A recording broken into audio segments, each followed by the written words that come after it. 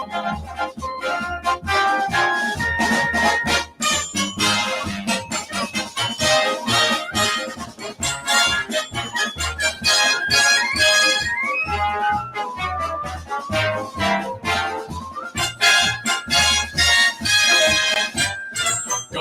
Toronto Argos, go, go, go. All together fight the foe, foe, foe. Scoring touchdowns for the blue. The Argos will win for you. Full of fight and courage, you can't stop. They pile up the points until they reach the top. Pull together till the Grey Cups won. Go Argos, go, go, go.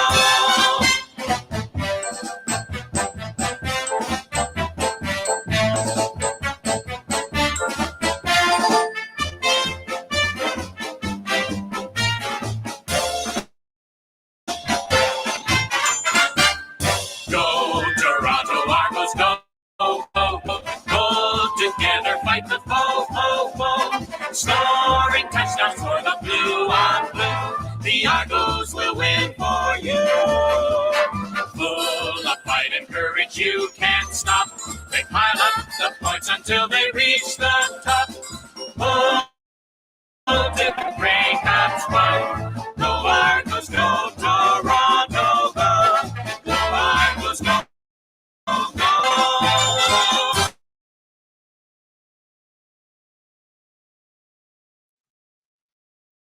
Good afternoon, everybody. Happy Canadian Thanksgiving Day here on this Monday, October 9th, 2023. We have a special edition of the Argo Bounce Live audio show with Chris Pomay and Nick Small as we talk about the Argonauts. Another victory, 35-12 over the Edmonton Elks on Friday night at BMO Field. And we have some CFL action this afternoon at 1 o'clock. Right now it's at halftime, Montreal 8.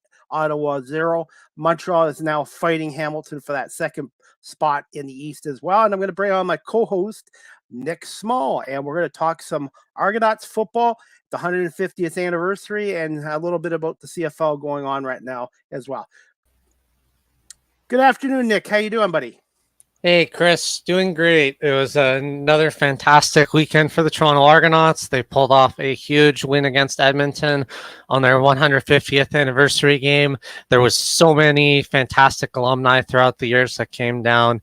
The Argonauts pulled off a really good little ceremony there at halftime, and it was just a really fun night to embrace being a Toronto Argonaut fan. And I think it turned out really well. And I think everybody who went ultimately had a great time and was really able to relish in the celebration of such a great legacy. And most importantly, they got the win, which means that they maintain their enormous lead over the rest of the CFL.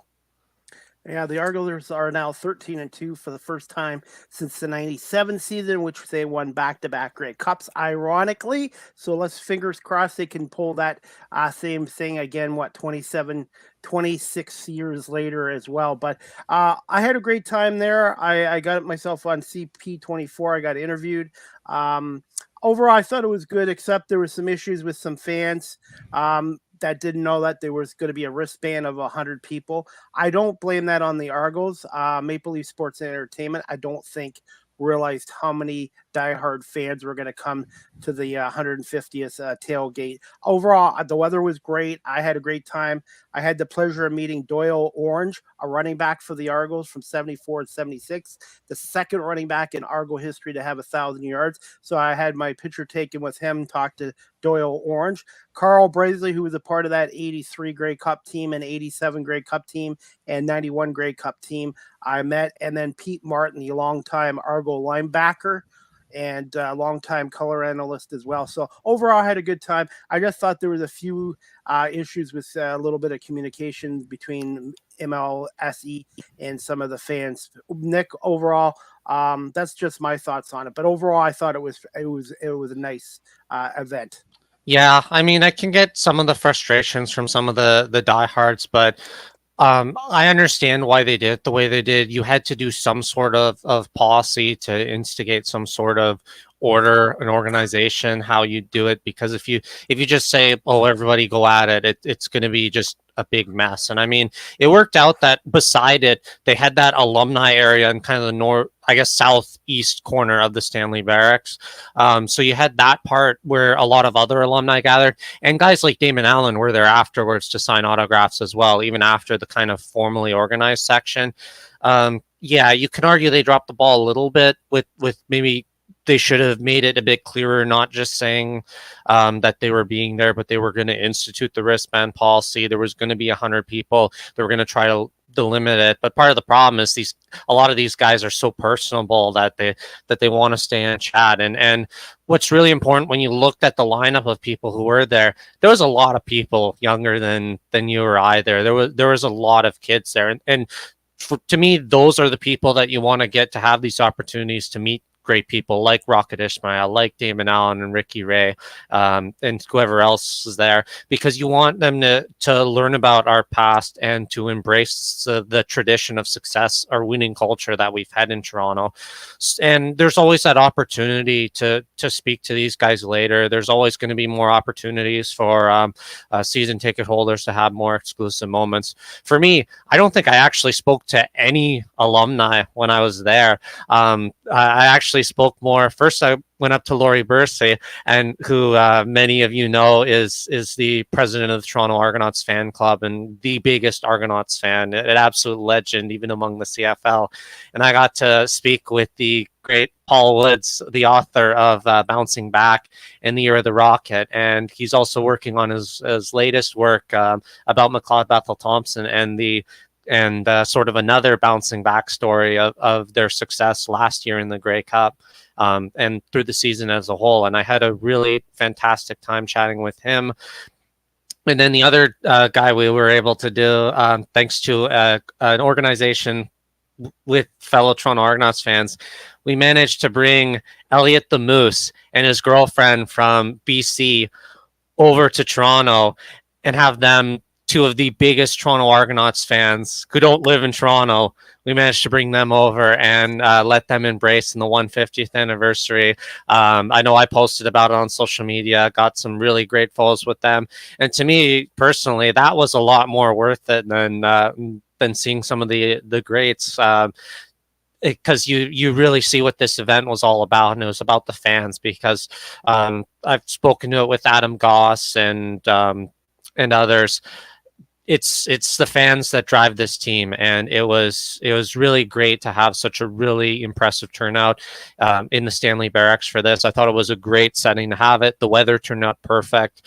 There was just the right balance of everything. Yeah, the line for the main autograph session was a little crazy, but after that, everybody had a really good time dancing with the cheerleaders and the music. And then it was easy to get over to the stadium, go in through the south gate, and enjoy the game, which was it turned out to be a pretty convincing Toronto Argonauts win, which is what you'd want on a game like this. I tend to agree with you. There's a couple things. I'm playing devil's advocate. I thought they should have done some kind of T-shirt giveaway for the fans, just to say, hey, thank you fans for supporting us for 150 years. And also, this isn't really an Argonauts thing, but I really thought they should have mentioned George Reed. I know George Reed never played for the Toronto Argonauts, but he is one of the pioneers of the league, and it would have been nice to see them just mention him before the game. But overall, I thought it was a great event, a great game. There was a couple of things I would have done a little differently, but like you said, Nick, the weather was great. And also, I did get to say hi to Terry Greer and shake his hand. Obviously, I didn't get the chance to talk to Conrad Holloway, but I did speak to his wife, and I'm working on getting some of these guys coming on my show or our show in the future. Yeah, as well. You got to meet. Overall, it was positive. Yeah, you got to meet your hero. That was pretty cool. Yes, and you know what? It's just and his son Jordan Greer. I had my picture with him too. I talked to him for a couple minutes, and I said, Terry, thank you. You and Conrad Holloway and my dad, my late father, but Conrad and Terry Greer were the ones that made me become Argonaut fans. And it was still nice to be able to go up to him and shake his hand. And I did mention him, my late father sold Terry Greer a car in 1985. That's pretty cool. I think just kind of going back to what you had mentioned, though, I think I kind of get the reasons for having a George kind of league-wide George Reed recognition. It is kind of a little too bad it didn't happen, but yeah, to kind of counter that, we didn't do anything for Angelo Mosca and Hamilton either. So I mean, it's kind of one of these things where you let each team decide what they want to do, and I get making a bigger recognition for him, but I'm not like up in arms about it or anything. Yeah. And to kind of talk about the giveaways and stuff, like, yeah, having more materialistic stuff might be nice. I know some people were upset that who were in the line for the autograph sessions, all you got was an autograph card, but it's like there's only so much a team can do. And like, even if you see like they do big NHL autographs, like if there was an Austin Matthews autograph session, they're not going to give every fan like an Austin Matthews jersey or go out of the way to give them anything crazy expensive. Yes, and it's up to the due diligence of the fans themselves to bring certain things that they want signed as a memento. Like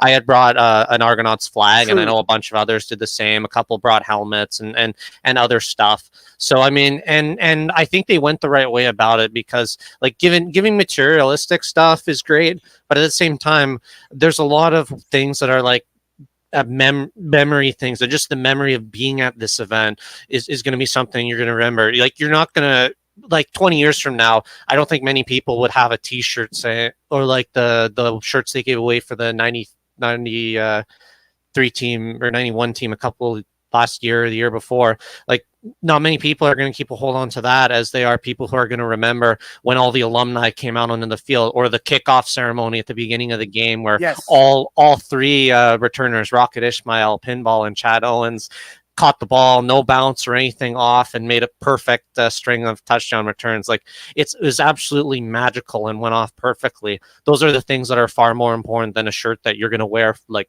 3 more times after this, and probably either throw out, give away to charity, or stuff in your closet and let it gather moth holes in 20 years.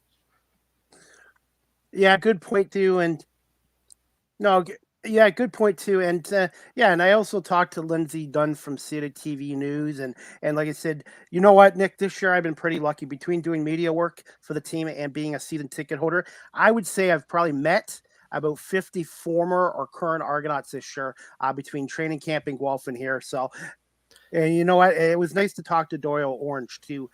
He only played for the Argos for 3 years, but he was the second running back in franchise history after Bill Simons to get 1,000 yards. So it was nice to meet him, and Carl Brazeley too, who started his CFL career with Montreal and then Ottawa, and then he came to Toronto in '82, I think, or '83. He was with the Argos from '83 to '91, and he was a part of 2 Grey Cup championship teams in '83 and '91, and still got and Pete Martin too. Pete Martin played for the Argos as a linebacker, number 77, and then from '77 to 2010, he was a color analyst, and he worked alongside the legendary Bob Bertina, Dave Hodge, and obviously Mike Hogan for 6 years as well. And it was good to talk to Pete Martin as well, because back in the '70s and early '80s, Nick, a lot of the CFL games were blacked out in Hamilton and Toronto because of the ridiculous rule they had. And I grew up listening and loving the Argos off the radio, off CFRB 1010 with Bob Bertina and Pete Martin. Dave Hodge was a little bit before my time, and Pete just knew the better than anyone else.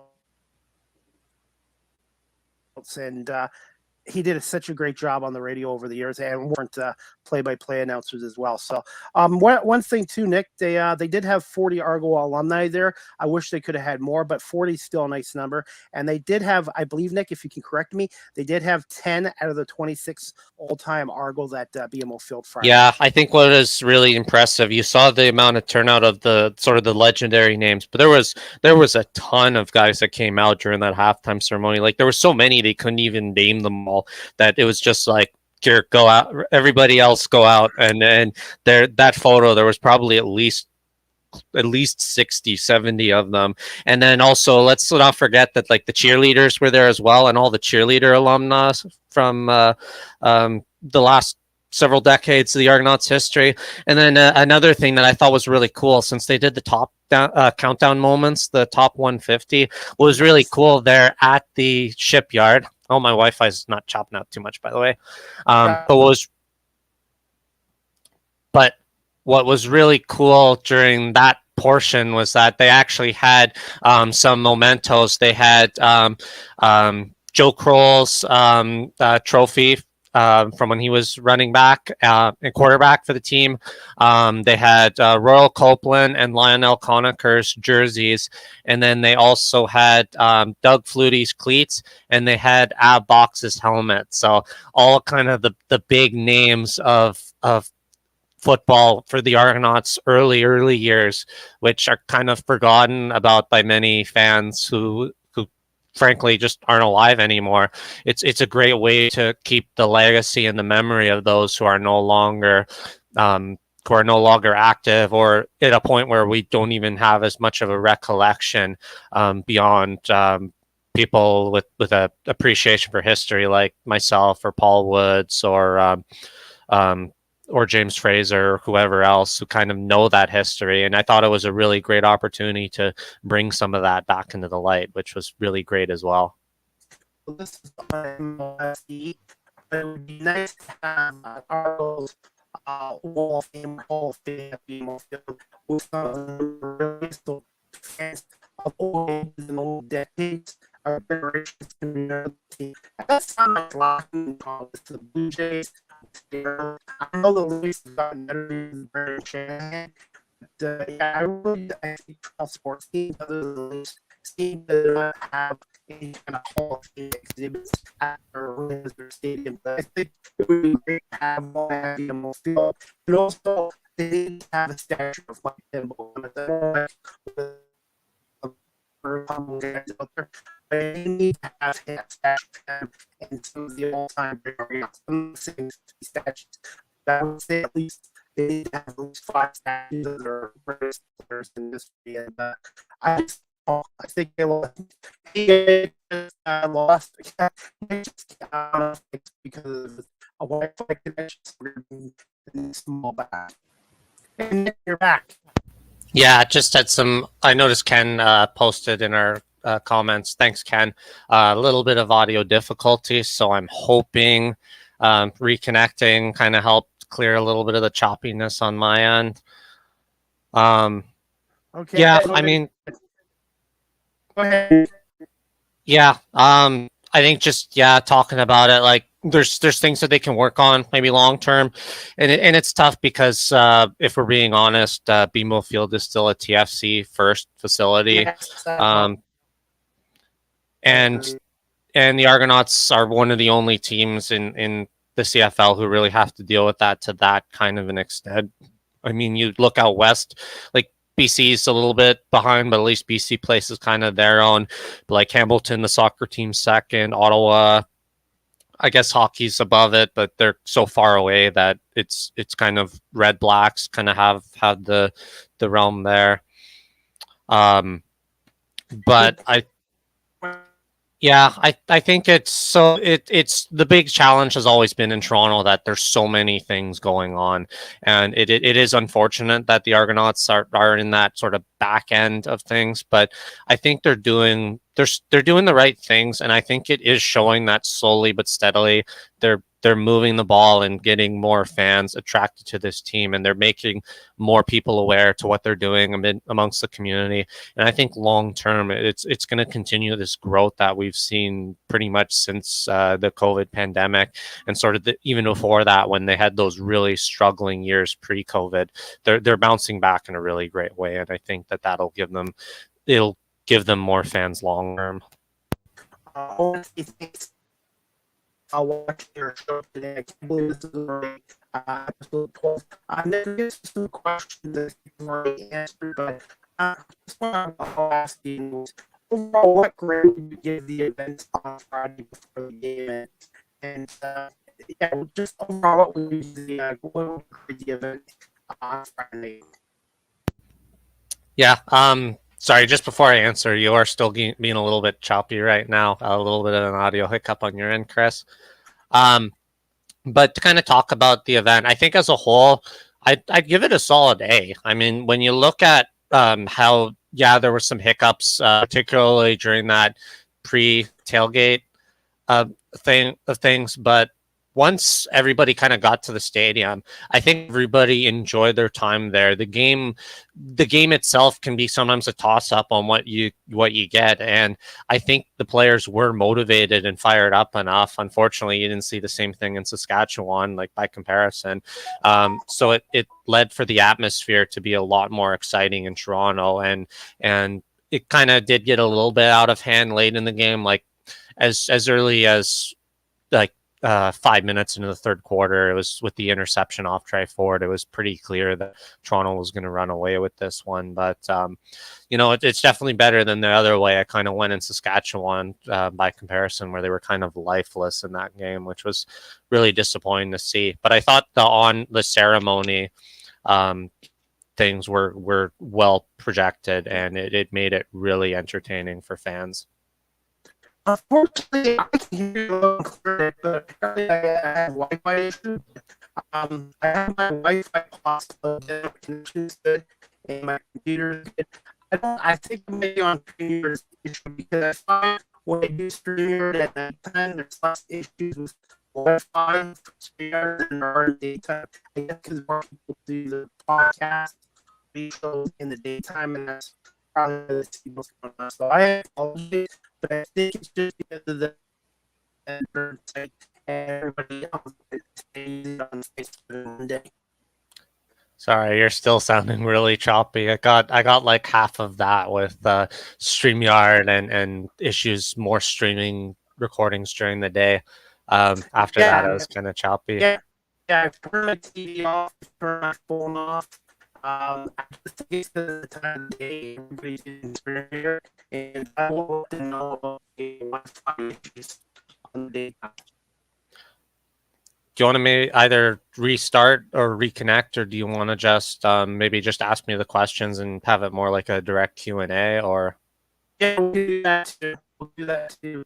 As well. Yeah, I think it's I will send Superior a message because I make sure everything I need to have working. I guess it sometimes happens, but yeah, Superior in the daytime is good as it is at that time, and yeah. I'll just ask you some questions and we'll wrap up and hopefully we can fix the Wi-Fi issues for our next episode. Question here, Nick. All 35 no Edmonton Elks. Yeah, I thought it went pretty much flawlessly from the game side perspective. You look at how they played early in the game, and what really set the tone right off the bat. A fantastic opening return by Devontae McMahon. They got almost near center field position. They didn't manage to get it quite into field goal range, and BD pinned them at the 2-yard line. I thought there might have been potential for it getting called a no yards to move it up, but it wasn't. And so Edmonton started at their own 2. They couldn't get out of it, and the Argos started again almost midfield, and they were able to punch it in and score. I felt a little bad for Ouellette because he had gotten down just before punching it in. So Cam Dukes was able to get the credit for the 1-yard rush, which he also did again later. So 2 1-yard touchdowns for him that maybe were not necessarily Dukes' honor for kind of punching it in after everybody else did all the hard work. But like right early on in that game, they seemingly started from the middle of the field almost the entire game, whereas Edmonton was quite pinned. I think what I noticed in terms of positives from the Argos side, I mean, they ran the ball quite well. AJ Ouellette, I got a little nervous about because he did look like he kind of was a little injured in the lower leg area, so might see him being rested next week potentially. But I really liked how Dan Attaboy doing the power running, and I thought that looked a lot more effective than Deontay McMahon. And then the kick returning was fantastic. Coxie, I think he dropped that one first pass, like that kind of 10-yard slant. But then after that, he had a great game. Ungerer looked awesome. Neal made a couple catches. So there was a lot of positives from how this opening offense looked. And then defensively, like they were, like with the exception of that one drive where Trey Ford made that Superman play right before half, is like they only kind of let them take what they got, and then in this third quarter, they just absolutely collapsed apart. And I mean, Mason Pierce looked great. Pickett looked awesome. McManus had that pick six, which really kind of stamped the game. And then Sean Oakman had those couple of huge sacks. Defensively, I really liked the way that they were able to really contain Trey Ford, prevent him from running, rather than letting him kind of scramble around. The ends didn't get quite as many sacks, but they kind of kept him within the pocket so he couldn't run around. And yeah, so I will, though, give some credit to the receiving core on Edmonton. I thought they did really well on a receiving standpoint. Ford, like I said, looked pretty good for the most part, with a couple of the pick six kind of being the really rough, but he also had some nice flashes of brilliance. And I really liked how Cobb played, Gavin Cobb, slot back. He looked really good. Geno Lewis was okay. Moore was fine. Arsenault was a little up and down, but I'd say he had more positives. But yeah, overall, it was they were just, the Argonauts were clearly the better team, and I think it showed. If I had to talk about the top players for the game, I would probably give it to Javon for his returns. I would give Sean Oakman one because he was a sack machine. And then it could really be a toss-up between Pierce, Harry, McManus, or Pickett. And I'm probably going to pick Mason Pierce because I thought he's really shown his growth. But yeah, I thought it was overall just a really good team game. And I thought everybody on the Argonaut side really came together, especially with their first strings, to sort of establish that they were going to win this game and Edmonton was not going to have a shot. I thought Chad Keller was at the first quarter and a half.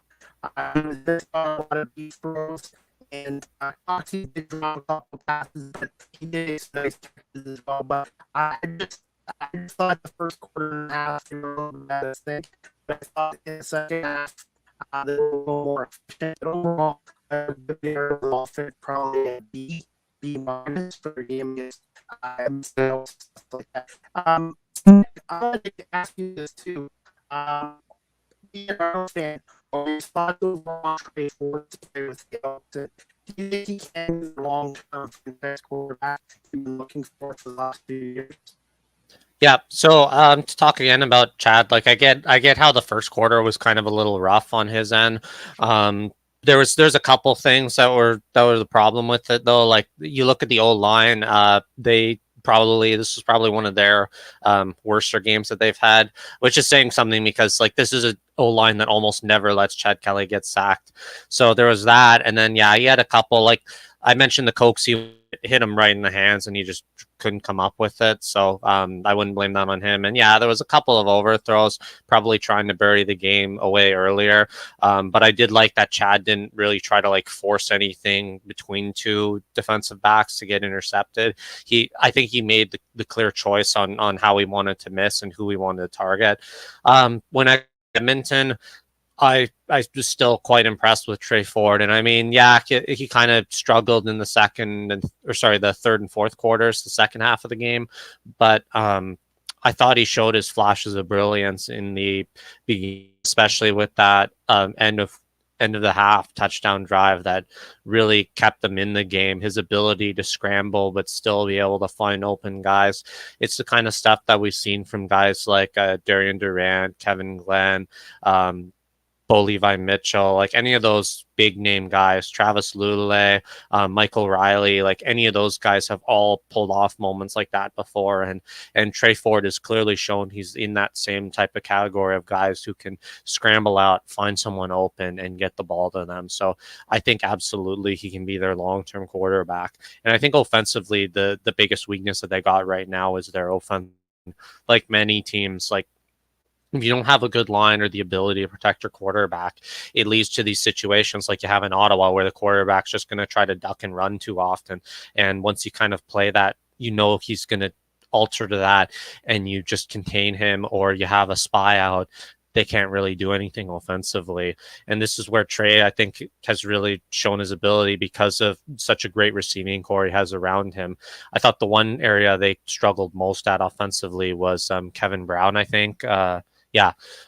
Kevin Brown, their running back, he did not have a good game at all. And you can see that reflects more on the O-line's inability block than it does on Trey Ford's ability. So I think if they tweak that O-line a little bit, they absolutely have one of the better offenses in the league. And then defensively, I mean, it's tough to say because the offense on Toronto is so diverse and good. I would say that Edmonton has kind of a weaker.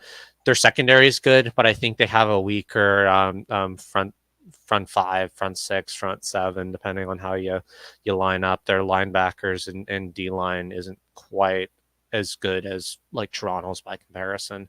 So thoughts on that? If they can just tweak the O line, they're absolutely a much better team. I thought the Argo special team would do well with being CJ Sims because I was worried about him in this game and did a really nice job on special teams. Yeah, I mean with Sims, I mean he looked good in that first game against the Argonauts where he kind of was his debut, but yeah, he definitely doesn't look like the next Gizmo Williams anymore. So, and that's kind of the way I think we kind of talked about at the time. It was more on the Argonauts for having problems with their coverage rather than it was the Edmonton's Elks' ability to run game. The thing that really shocked me in the special teams, and I had mentioned this on Twitter, was I thought Jake Julian, I thought his punts were almost too high. It's kind of hard to see on TV because you don't really get the full field view of the punts, but he kind of blasted them more straight up. Rather, they were getting really good hang time, but they weren't getting quite the depth, and he also struggled to get them into the corners. When they had opportunities to pin Toronto deep, and that led to either big returns by Javon or it led to rouges, which if you're in a game like this, like you're okay being up 10-4, like you don't really worry about giving them that extra point that early in the game. So so I think special teams was definitely all Toronto in this one as well. I mean, the only one I didn't like from Leak was the one where he kind of caught it around the 10 on TV, it would be like the upper left corner, so like the northeast end if you're at the stadium, and then like kind of really backpedal.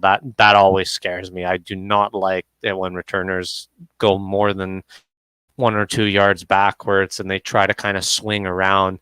As much as you think you're as fast as you think you are, he didn't have quite that speed to get around there, and then the holding penalty or illegal block kind of set them back. But I think that was their only bad starting drive kind of in the entire game.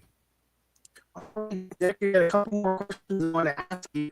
How much of an impact has William McManus had on 2023 defense and in their face against the that's the third of this?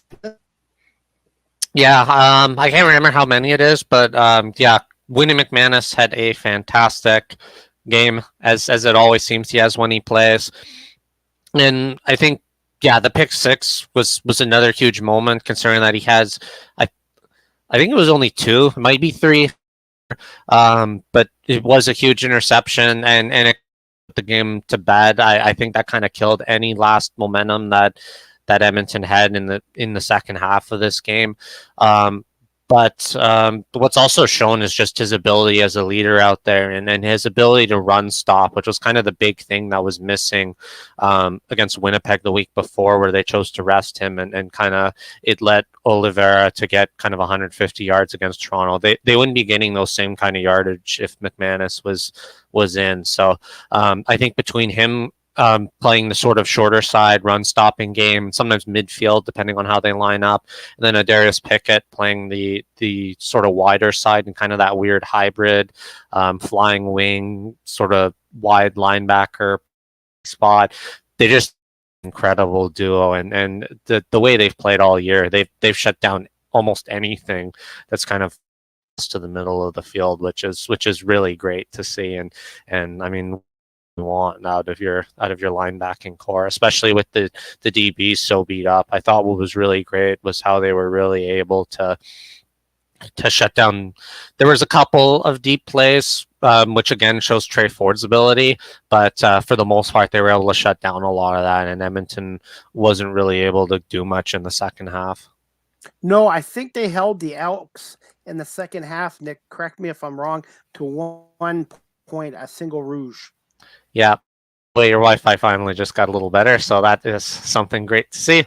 I can finally talk to you now. Yes.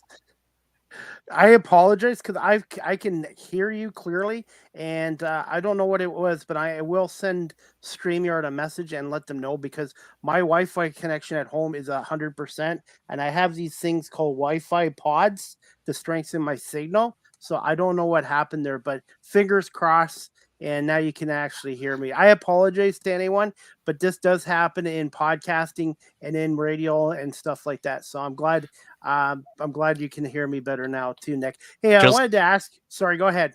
Drill some holes in your house and get a a grounded router or a landline connection. That might help.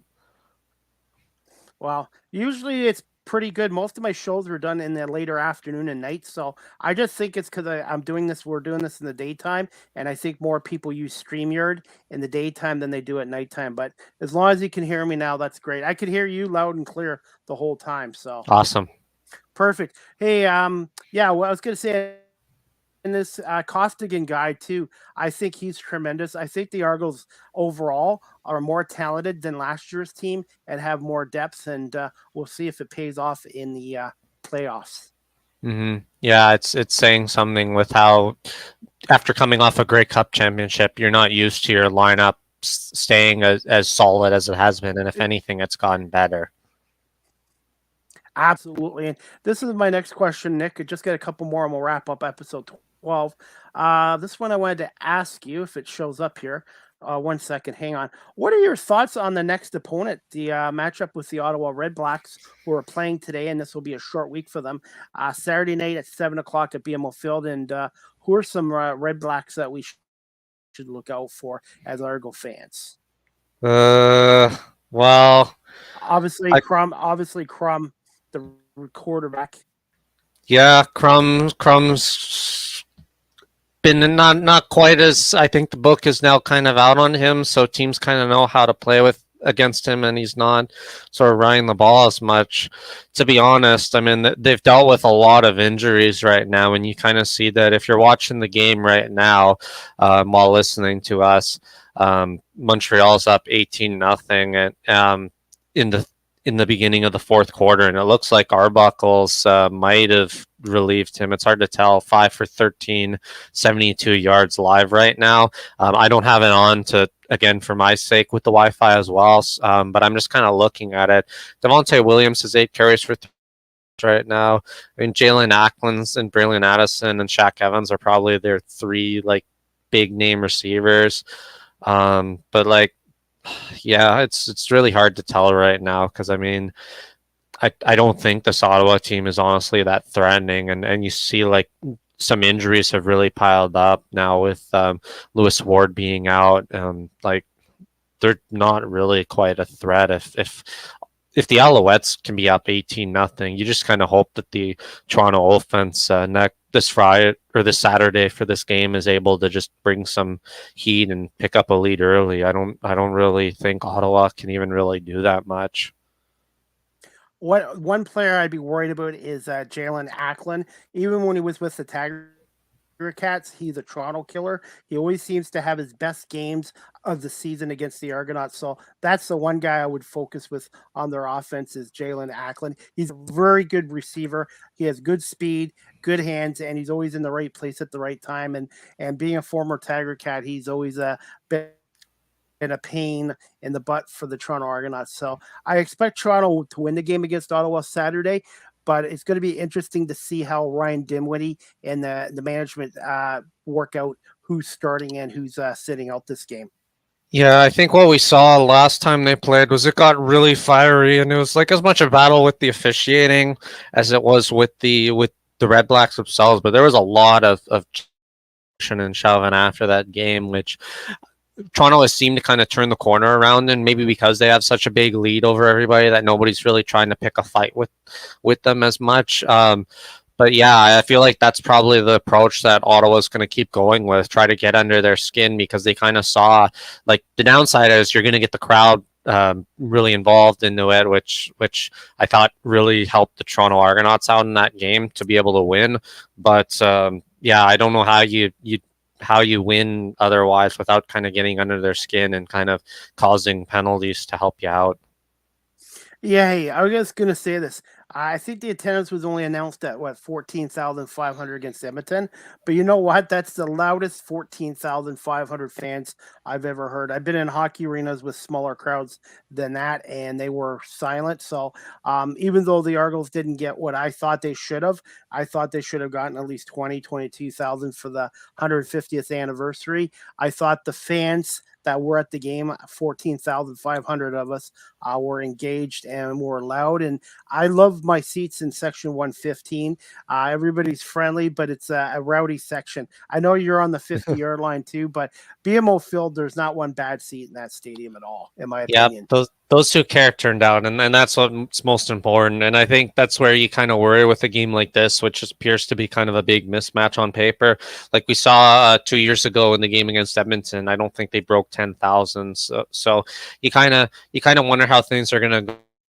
Attendance always being kind of a concern in Toronto. I think that feeds into the strategy. Like you'll probably see, maybe not Ouellette. He's probably the one guy I would say you rest again because I think you saw him having kind of those ankle issues. But I think everybody else, that's sort of the first string guys, you're probably going to see start, including Chad. And then probably maybe it'll be sooner, maybe it'll be halftime or even first quarter. Who knows? You might see Dukes come in a little bit earlier, but I think you're going to at least see them start because you still want to do something to draw people to the game. If you know right off the bat that it's going to be Cam Dukes starting, I think you worry a bit. And I think the way that they've been playing is they still want to draw some of that attention to the home crowd, and you're going to start the game in Saskatchewan and the last game of the year in against Ottawa in Ottawa. I think those are probably the two games where you'll see a bit more backup play. So, and I mean, there's still a lot for Ottawa to play for right now. I mean, I don't know how it affects it now. I remember Christina Costabile was talking about it with regards to Ottawa's hopes of a crossover. I think it might be gone now if they go on to lose this game, which are down 18-0 in. But Ottawa scored all their points against Montreal in the fourth quarter last week, so there's still a possibility. We'll see what happens. Well, that's another thing too. The CFL in the past, they've had teams with 3, 4, 5 wins will make the playoffs, and I just hate seeing teams that are under 500 get rewarded with making playoffs. But you know what? That's the way it is, and anything can happen in the playoffs. And one thing too, I want to see Kelly still play to keep his rhythm and stuff going. I obviously agree with you there, Nick, but I still would like to see Cameron Dukes just get a little more game action. I'd like to see him actually get one more start in, and maybe in Saskatchewan or in Ottawa they can start Dukes because he definitely will. I definitely think Dukes needs another full game under his belt in case, God forbid, something happens to Chad in the postseason. Hopefully not. Fingers crossed. And I think Cameron Dukes can be a good quarterback in this league. I think he's got great mobility, and I think he has a good arm. It takes time, it takes reps, and it takes experience to get better as a young quarterback. He played a much smarter game against Winnipeg than I think we saw in the preseason games, or especially in the Calgary game where he had to come in as backup. I mean, that's a totally different circumstance. But as you've said, it was the way that it allows sort of Dukes to prepare himself in case that event happens again. And there's no doubt in my mind that Cam Dukes is going to start at least one more game for the Argos. Like I said, if I was coaching, I'd probably start him both away games because there isn't much you need to play for. And I mean, and in terms of how kind of the game went as a whole, which was the big positive, we didn't come off with very many injuries. It's just think a little bit about Ouellette that you worry, but nothing particularly too big and concerning. We're in a weird spot today too because we're recording on a Monday, which normally we'd wait till later in the week, so we don't have quite as concrete information. I'm wondering how much longer too you're going to see sort of the first string O-line guys stick around. I think they're going to probably for the most part play as long as they're healthy, but you might see what happens between like Isaiah Cage and Darius Bledek and Shane Richards, if we might see them come back into the lineup at some point for at least a game. All right, and we're going to wrap this up, Nick. We'll do the segment as always. Who are the Argos 3 stars of the game against Edmonton? I'll let you go first. Thanks. Okay, so for me, I'm gonna pick Javon Leake for his return game. I'm gonna pick Sean Oakman for the monstrous sacks he had, and then I'm gonna pick Winnie McManus for that. No, actually, no. I'm gonna pick Mason Pierce. I picked them earlier as my to that. Yeah, McManus is another big choice, but I picked Pierce above because I thought he's shown tremendous growth since when he came in kind of midway through the year. He's really stepped up his role on that wide side halfback position role, which is huge. Okay, and my 3 stars of the game for the Argos, I'm actually going to go with old defensive guys. I'm going to go with Wenton McManus, Sean Oakman, and my 3rd star would be Costigan. I think he's a disruptive force on that front four. So McManus, Oakman, and Costigan are my Argos 3 stars of the game. And I thought Boris Beatty had another good game with not just kicking field goals, but his punting as well. And the team is really lucky they didn't have to bring in another player to do the punting job. What is the status on Haggerty going in towards the playoffs? To be honest, I'm not sure. I wouldn't be worried too much if they had to have their 3rd string kicker come in. Alfredo Gachuz-Lazada. He's I've mentioned it before in practice. He's like maybe 5 yards short of being about as good as Boris Beatty. Like I would say the drop off's about 5 yards. His accuracy is decent. His punts are solid. Yeah, just that sort of Beatty in terms of just raw power. But I think just the way they've played it out is they don't see a need to really do anything because Beatty's such a big guy too, like which is weird for kickers because like you look at how Lewis Ward hurt himself on the one return play. You worry something like that would happen to Beatty, but Beatty has experience as a positional player. I think he played some DB before college, so like he knows how to play the game and he knows how to tackle, and he's a big guy, so he's like it's not like he doesn't know proper form, or is like some of these like Haggerty, an Aussie guy who is making that weird diving tackle touch play. Like he knows how to make a good solid tackle, and he's shown it. So I'm not too worried about Beatty or the backups kicking situation. And I thought the coolest thing of all was Ungerer coming in and being his new holder now and seemingly finding no issues, which is great. To me, he's one of the best pickups they've had this year. I liked him in Hamilton. He just didn't get an opportunity there, but I think he's a really good receiver. He's got good hands, decent speed, and obviously he can do the holding for the field goals and stuff like that. I really thought David Ungerer was an underrated pickup move by the Argonauts last year in the offseason. Yeah, I know it's the same thing when I mentioned he could end up playing in that wide receiver spot on the lone wide side, and it's saying like, oh no, I think Curley might be there, but with the injuries to Curley, David Unger has really stepped it up, and he proved it in this game. He had some good catches as well, especially in the early part of the game.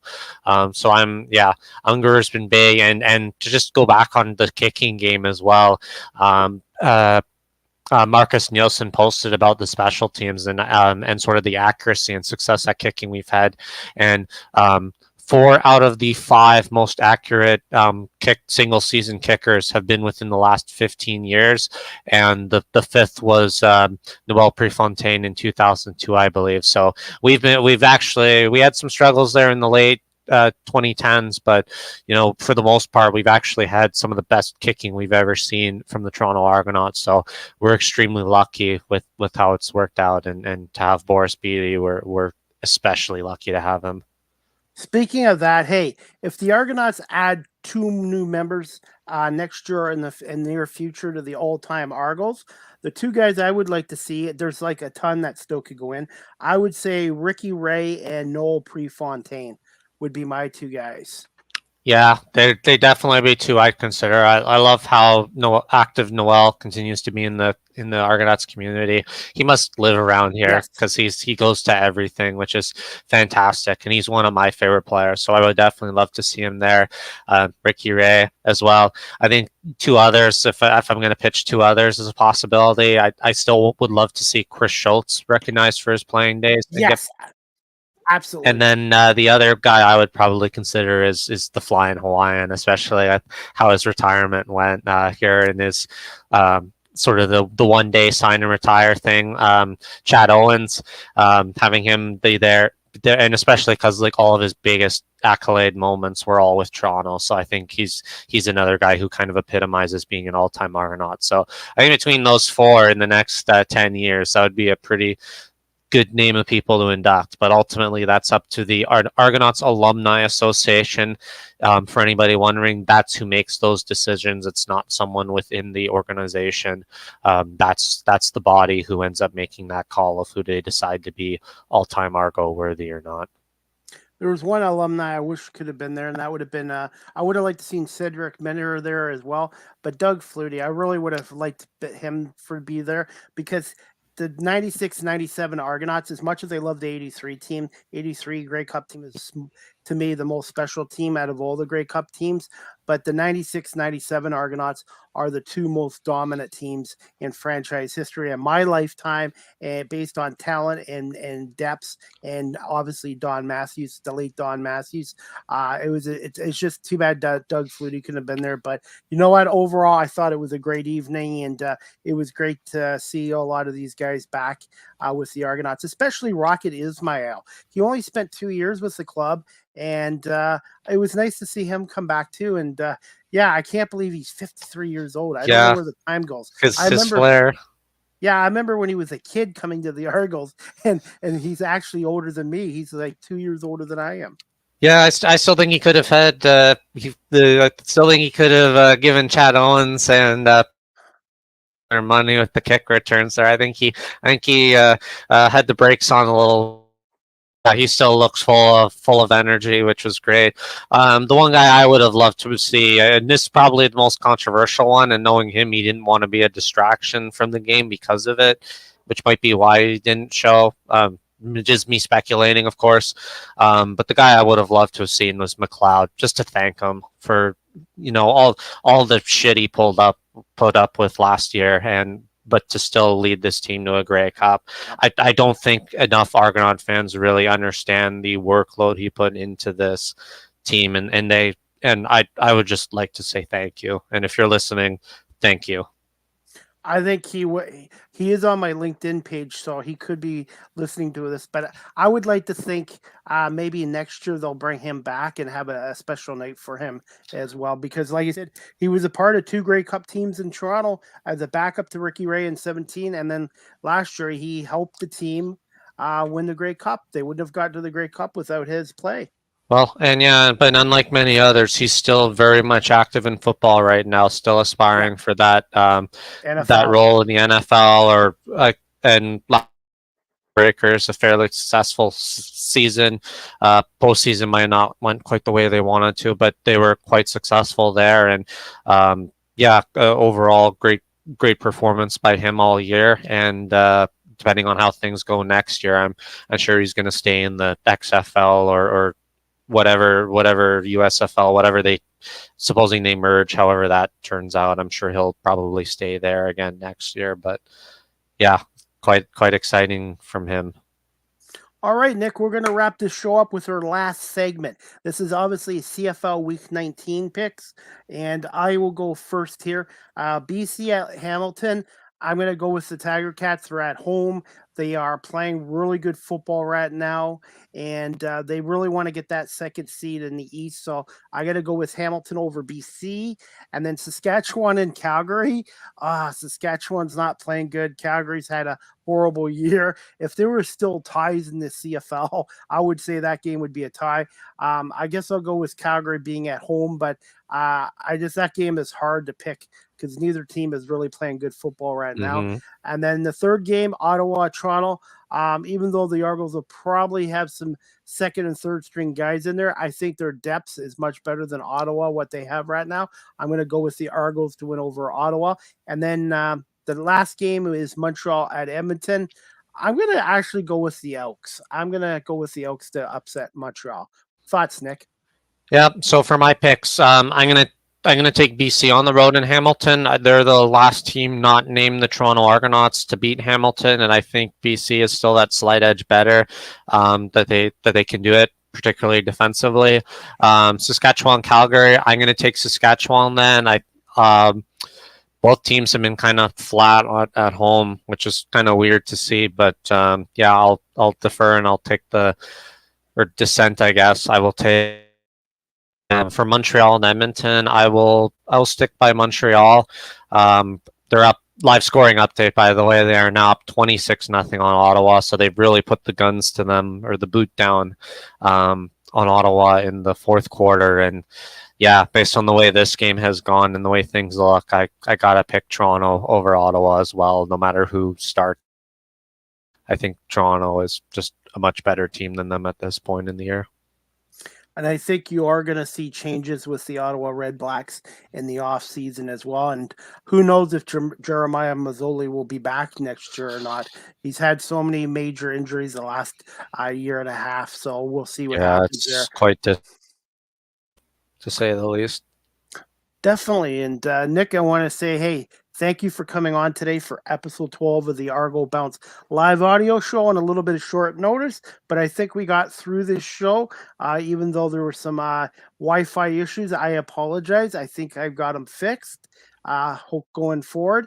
And I want to say, Nick, I want to wish you and your family a happy Thanksgiving. And I want to say thank you to everybody who's watching this live streamed or on our audio platforms or listening to the Argo Bounce live audio show on WQEE 99.1 FM in Metro Atlanta. Thank you so much for listening to our show as well. Nick and I both love talking about the Argonauts and the Canadian Football League, and it's a great time of the year right now with football. You got the CFL coming into the playoffs in the next, 2-3 weeks. You got the NFL going on right now. You got college football, both in Canada and the USA on right now. It's just a great time of the year for sports, and especially football. And I just want to say to our audience, on behalf of Nick and myself, wish everyone in Canada a happy Canadian Thanksgiving Day. And again, thank you for watching and listening to the Argo Bounce live audio show. Final thoughts, Nick. Yep. Happy Thanksgiving, everyone. And as always, thank you for tuning in and listening to my ramblings. I always appreciate being able to have this platform and opportunity to discuss Canadian football with my fellow, as Chad Kelly would say, go Argos. Definitely, Nick, and hopefully we'll see you Saturday night in Toronto. The game is at 7 o'clock at BMO Field. You can get tickets through argonauts.ca, or you can watch the game on TSN or listen to it on TSN 1050 with Mike Hogan and Ben Grant. Take care, everybody, and have a fantastic Thanksgiving and a fantastic rest of your week. We'll see you on Saturday at BMO Field. Thanks, Nick. Have a great rest of the day. Go Argos.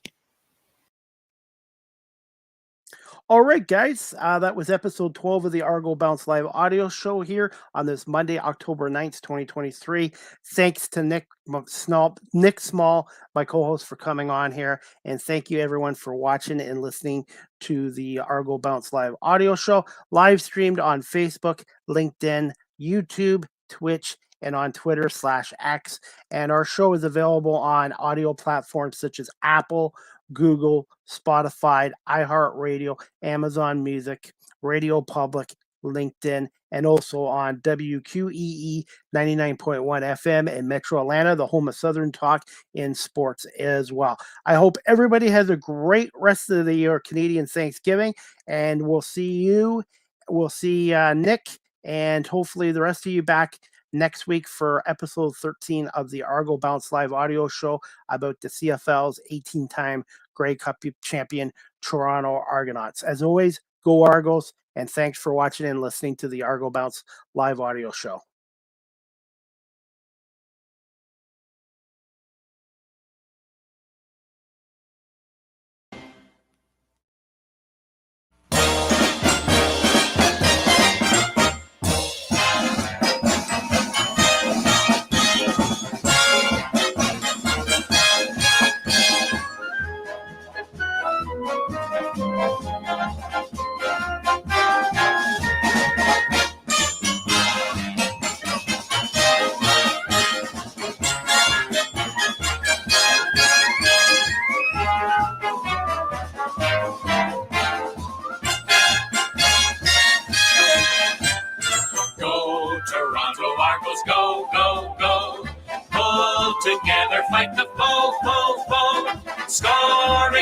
touchdowns for the blue on blue. The Argos will win for you.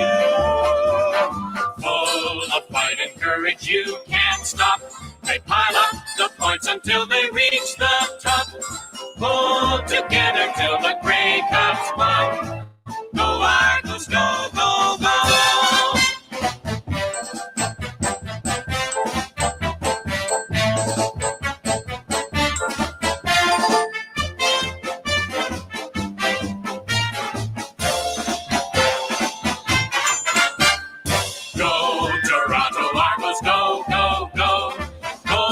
Together fight the foe. Scoring touchdowns for the blue on blue. The Argos will win for you. Full of fight and courage, you can't stop. They pile up the points until they reach the top.